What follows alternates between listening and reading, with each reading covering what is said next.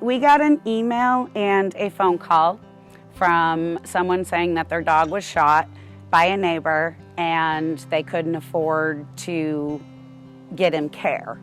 So once I talked to them, I couldn't just ignore it. So I talked with our operations director and we said, yeah, we need to help this dog. Here we were thinking that it was just going to be a simple amputation, but it wasn't. And the bullet shattered his every single bone in his left leg, and then it came out his right leg. He was in the hospital for a month and a half. When I went to visit him in the hospital, like 2 days after his surgery, you wouldn't have known this dog just got his leg amputated and got shot. He's the happiest dog that I think I've met in a really long time. Sarge was an outdoor dog who was not neutered, and he was on a runner. He'd break free from his runner all the time, especially when the neighbor's dog, female, was in heat. So he was just doing what dogs do when they're unaltered. If she would have been spayed, he would have been neutered, which our clinic could have even helped with if they couldn't afford it, because we do have our program for that. This whole thing could have been eliminated by simply spaying and neutering our pets. So we're hoping to increase our numbers as far as spaying and neutering in the community. We want to get more vaccines, more microchipping, because we want to get every pet healthy as possible. And the more we do, the better they are. So to the new clinic, it's more, we do have more space. We do have more prep tables, more surgery tables also. And we have more kennel space. So right now we only have maybe 12 kennels for dogs here, versus at the new clinic we'll probably have 15 or 20.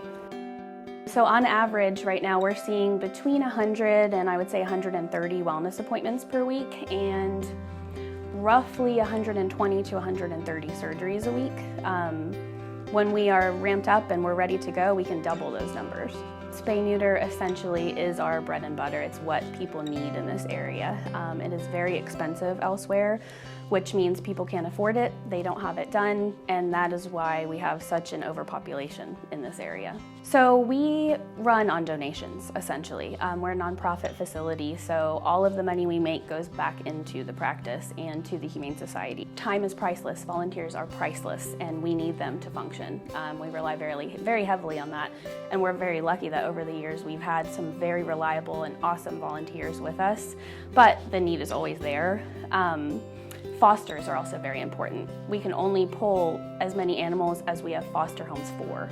With the Humane Society, they give you everything. So you don't, the biggest concern I think people have when they foster is the financial aspect, right? The component of taking care of an animal. Well, the Humane Society covers everything from their food to their bedding to any veterinary care, a leash, a halter, all those sorts of things, that even a crate, if you're working on having them sleep in a crate at night. You don't have to worry so much about the concern of them, ruining your house or things like that, because oftentimes these dogs and other animals, they just want a fresh start. When it comes to fostering, it's a short-term commitment. It could be for a few weeks, it might even be for a month, but oftentimes it's a short period of time. So within the first couple hours of Sarge being in our house, we just had this gut feeling that, this may not be a short-term thing for us. He just fits in with our family. He truly just loves our family. He's so good with our other dog. He's so good with our girls. He's good with my husband and I, and we definitely would love to have him to be a part of our family and just make more memories with him. He's such a sweetheart and just deserves every little bit of a good life. It's sad to know that he was mistreated and that's how he ended up with only, 3 legs, but he doesn't let that stop him. Sarge has shown incredible love And he has love for me, but he also has love for his foster family.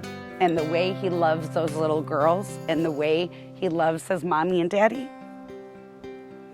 I couldn't be more happier in his placement. I am so incredibly happy for him. I couldn't have asked for a better family for him.